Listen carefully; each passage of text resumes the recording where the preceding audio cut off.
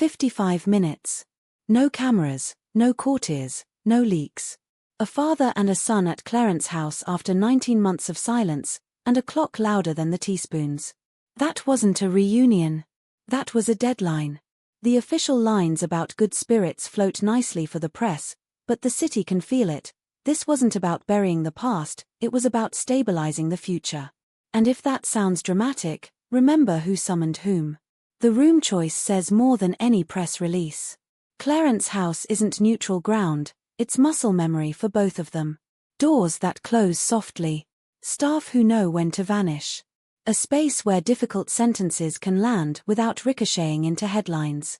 The tea was the theatre. The script was Succession. Listen to the silence that followed. Harry, who used to explain, defend, and expand, gave 5 safe words when asked about his father. His great, thank you. No riff. No color. That isn't politeness, it's the first test. Discretion is the price of admission now. Pass it consistently and the bolts slide back. Break it once and the door slams, permanently. Why now? Because time always wins. At 76 and in treatment, the king understands institutions wobble when private grief becomes public content. He doesn't need a photo op. He needs predictability. If schedule's thin, if a pivot is forced by health rather than choice, the next generation cannot be at war. It's not about getting along. It's about not setting the stage on fire while the show goes on. There's a quiet choreography to these moments. You call the person you need, you keep the circle microscopic, and you trade the comfort of explanations for the discipline of limits. Here's what I need from you. Here's what I can offer. Here's what I can't. That is how serious families handle crisis. That is how crowncraft works. And then there's the obstacle everybody predicted. William isn't cold, he's cautious. Duty first, optics second, sentiment somewhere off the page. He remembers the interviews, the docuseries, the memoir. He knows what leaked and when it leaked. He'll ask in the calmest possible voice the hardest possible questions. What has changed? Who controls the story? Who guarantees that private finally stays private? Until the answers feel airtight, the drawbridge stays up. That isn't spite. That's protecting the brand he will inherit. Catherine doesn't waste words. She places stones. School visits, service, the small rooms that build momentum without shouting about it. If there's a bridge to be built, she's laying it a brick at a time. Family first, duty always, children-centered, noise ignored. The power here isn't a statement, it's the calm. The monarchy's heartbeat right now is the way the Waleses keep moving forward without looking rattled. That calm is not accidental. It's design. So what, exactly, did 55 minutes buy? Not absolution. Not a hug for the cameras. Oxygen. Enough to map a narrow path where Harry can be valuable without being volatile. That path doesn't look like half in, half out. It looks like surgical alignment. Short, tightly focused visits. Zero freelance drama. Projects that dovetail with palace priorities instead of competing with them. Quiet calendars. Silent wins. Trust earned in months, not demanded in minutes. Watch the tells. Fewer friends speaking for either side. Schedules that just happen to overlap without announcements. Invitations that feel like logistics rather than theatre. Charity work that lands inside the crown's lanes. If you start noticing the absence of drama, you're watching progress. If the noise spikes, you'll know which door closed. There's a second clock you can't see but everyone inside can hear. Treatments continue. Engagements flex. The institution expects inevitability, not improvisation. That means brothers who don't have to be close to be coordinated. It means a father who can look at both and believe they'll keep the machinery smooth when the light gets harsh.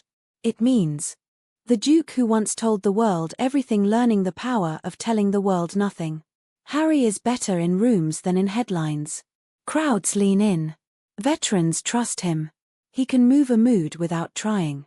That's valuable if it points the same way as the crown. The model that works is brutally simple. Say less. Do more. Deliver, disappear, repeat. No victory laps. No podcast coders. No winks to the gallery. When the work speaks, you stay quiet and let it talk. The palace has learned too.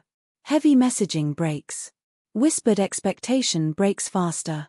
The modern strategy is under-promise, over-deliver, and let the cameras find you rather than feed them. You could see that discipline in the aftermath of the tea. No adjectives from either camp. No sources sniping from the sidelines. When both sides go quiet at the same time, the grown-ups are finally in charge. Don't mistake restraint for weakness. It takes more strength to hold a line than to perform a moment. If you've followed the Windsors long enough, you know the institution survives because it edits itself. What doesn't serve gets pared away. What does serve gets repeated until it becomes tradition. Right now the edit button is glowing. There's also a hard, unromantic mechanic in play: contingency. Not abdication headlines, preparation. The kind that reduces bottlenecks, trims ceremonies, and maps outcomes nobody wants to use. You don't need a leak to know the planning exists, you just have to read the pace. Fewer sprawling set pieces. More purposeful, compact engagements. Less spectacle, more signal. That rhythm is the telltale of a team protecting its principle and future-proofing the job. Where does this leave William and Harry? In a narrow corridor with room to pass but not to dance. They don't need a reconciled fairy tale. They need compatible silence and coordinated calendars. Two adults who can occupy the same national sentence without the sentence shaking. If it feels cold, that's because fairy tales melt under studio lights. Grown-up monarchy runs on minimum friction and maximum function. And where does it leave Charles? Exactly where kings often end up, in the brutal middle of their story, balancing the love of a father with the math of a monarch. You ask for unity not because it's pretty but because it's necessary. You demand discretion because without it nothing else works. You hand your sons a smaller stage and a sharper script and trust that they will stop trying to rewrite it in public. There's a reason the smallest detail from that day keeps echoing. 55 minutes. Not a long time to heal years. A very long time to assign tasks and set boundaries. Long enough to say the one thing that matters most: here is the line where love and duty cross. Stand there. Stay there. Even when the microphone begs for a quote. If you want the real-world checklist that proves this meeting mattered, it's simple and it won't trend. Fewer adjectives. Fewer anonymous friends. More work. More overlap. A sudden habit of letting good moments pass without packaging them. If we start seeing that, the tea wasn't theatre. It was a turning point. The alternative is familiar and loud. A stray sentence on a carpet. A too clever line in a studio.